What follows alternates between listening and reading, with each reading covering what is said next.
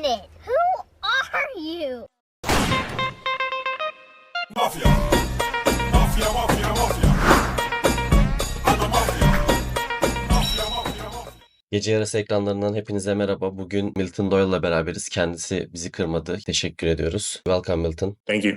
So first of all, how's your life? Can you tell us about your routines and something like that? Yeah, it's good. Just in season mode right now. So weights in the morning, training after that, video, and spending time with the family. Yes, very enjoyable. It seems. I want to start asking my question with your NBA days. Actually, I'm a huge Brooklyn Nets fan, and you play there. Can you describe those days, like days, levels, and difficulties? It was good for me, my rookie year. So getting introduced to that organization and learning what the NBA is about through them, it was great. Had some good players on my team. D'Lo and Spencer Dinwiddie at the time were the stars of that team. So getting to play behind those guys and learn from them and learn what it's like to be a guard in the NBA. Is there any unforgettable moment there or teammate there you say D'Lo and Dinwiddie, but do you want to add something on that? Yeah, just my time there. My first game was my first points was against the Spurs, which is a historical organization. So playing against those guys and being in that arena, playing at Boston and being in that historical arena, understanding the fans there and how hostile that environment is and how fun it is to play there. So remembering those type of things, just my first basket, walking onto the NBA court for the first time and playing in front of those fans. Yeah, it's a special moment for you. And after NBA and G League, you had the European experience. I'm curious about the Murcia and Trieste days. First of all, how was your adaptation process to European basketball there? It was different. Not difficult, but different style of play from what I was used to. A slower paced and a more player controlled environment. So learning how to play off different teammates and understanding that a lot of the guys are professionals in their one element. So a guy might just be a specific shooter and that's what he does and that's his job. So learning those little things and understanding how to play off those guys. Murcia was fun. Playing in Spain was very fun. That level of basketball is top level. Playing against the top teams in EuroLeague and Euro Cup and Champions League, so you get a different variety of different styles of play and different levels of play all over the place in that league. So definitely fun playing there. The same as Italy, we're playing with Trieste.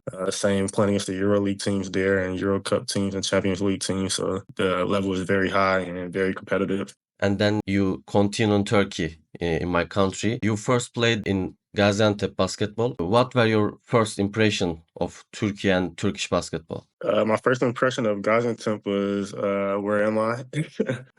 I never even heard of Gaziantep before I got there, so going down there and It's normal. finding out. It's a normal thing. Yes. Yeah.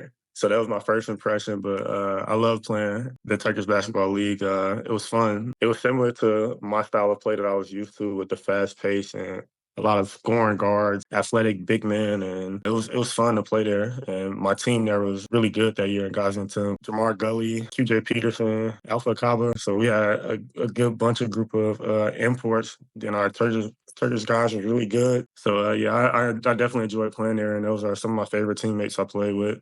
You also play for Tofaş in Turkey, the Bursa team. Can you compare the two teams, Antep and Bursa, and also for cities, both in terms of basketball and city? Yeah, basketball, it was different when I came there just because I came in later in the season and they were in a time of trying to make playoffs and trying to stay in the league at the same time because in that moment the league was so close from I want to say 6 to whatever 15, 16. It was all close. So if you lost a few games, you might drop 5 spots. If you won a few, you could be in playoffs. So coming in and understanding that and what the team wanted, that was different for me because I wasn't there at the beginning to play with those guys. So I had to come in and kind of gel with them right away. But I think basketball was the same for me at both spots. Tofaş and Gaziantep, all the guys wanted to play hard and win. The only thing different was probably coaching styles. In Tofaş, it was more chill and relaxed because the coach had just got rehired there and he was coming in trying to pick guys' energy back up and get them back on track. So that was different. And Gaziantep, he was a newer coach first time coaching in the league. He had a lot of energy and riled guys up, so it was fun to play for him also. You said we try to stay in playoffs and not the downgrade to league. I really remember that even the big teams play for playoffs and stay for in the league. You know, like Galatasaray, Beşiktaş. Yeah. This season was very competitive season. I remember very well. So after this seasons, you played basketball in Australia with Tasmania Jack Jumpers and in Puerto Rico, Indios the Mayagüez, if I Mhm. say correct. What is the reason for choosing these two teams and moving away from Europe?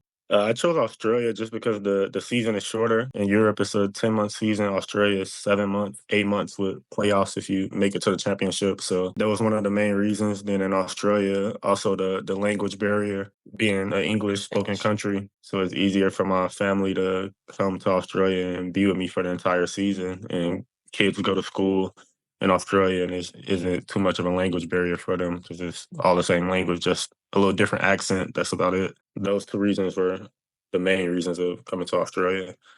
Then going to Puerto Rico in the off season, it was just something new, somewhere I never played before, a new market for me to just showcase my talent. I always heard good things about it, and it was a fun league to play in, so I just wanted to go there and try something new.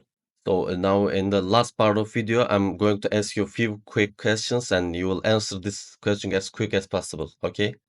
All right, So what's your favorite number?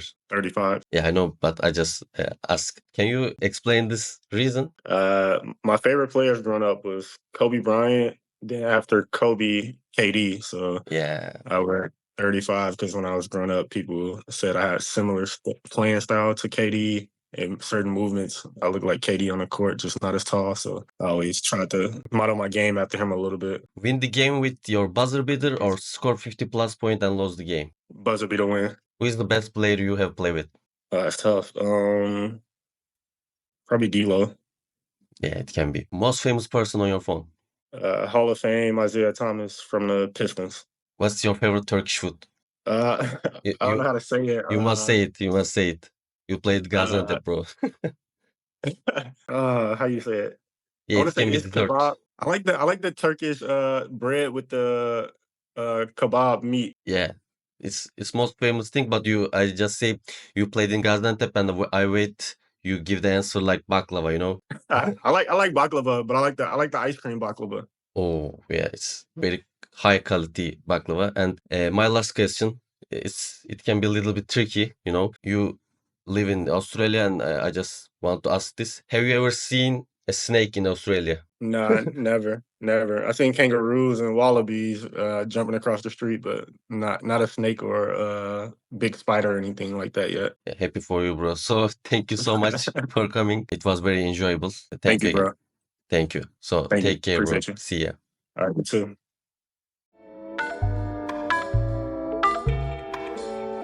Gece yarasa yolda kayıyorum be